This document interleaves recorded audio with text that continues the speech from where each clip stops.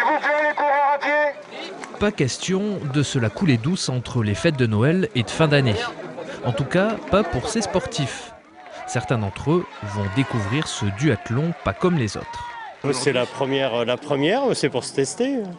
Donc, il paraît que l'ambiance est sympa, le parcours est un petit peu difficile, mais on va voir. D'autres sont de véritables amoureux du sport, alors ce rendez-vous est important. Il faut dire qu'ici, c'est la convivialité qui importe.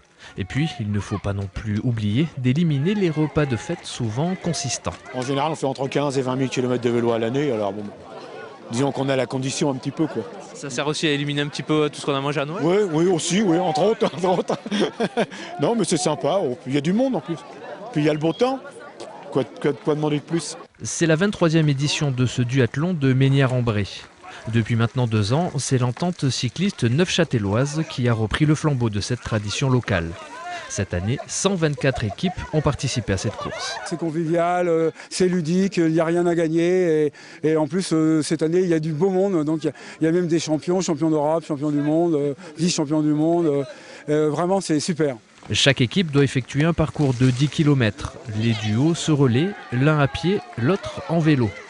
Les vainqueurs de cette édition ont mis un peu plus d'1 heure pour le terminer. On s'est vu avec François m'a proposé et c'est un copain, avant on faisait tous les deux du vélo. Là maintenant moi je fais du je me suis mis à la course à pied donc c'est sympa de faire ça avec un ancien coéquipier.